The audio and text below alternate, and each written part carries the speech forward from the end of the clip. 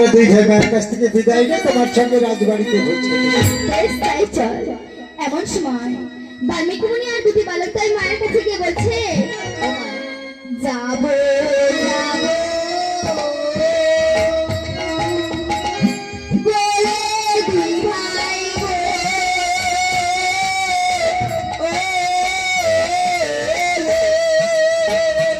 ওই টাকা দিতে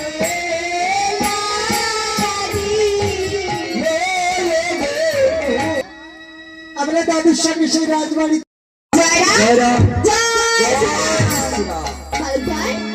তোমাদেরকে তো আমি দীক্ষা দিয়ে দিলাম, খুব ভালো। এবার তোমাদের দুই ভাইকে আমি শিক্ষা দেই।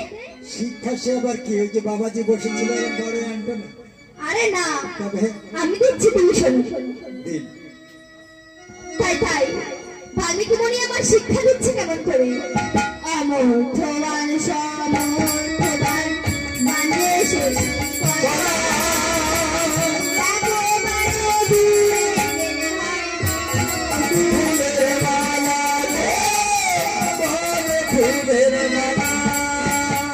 বারে বারে শিক্ষা দিও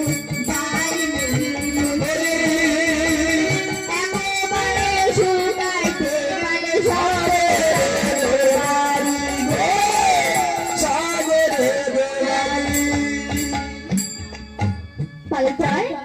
তোমাদের ভিতরে বললাম গুরুদেব গুরুদেব।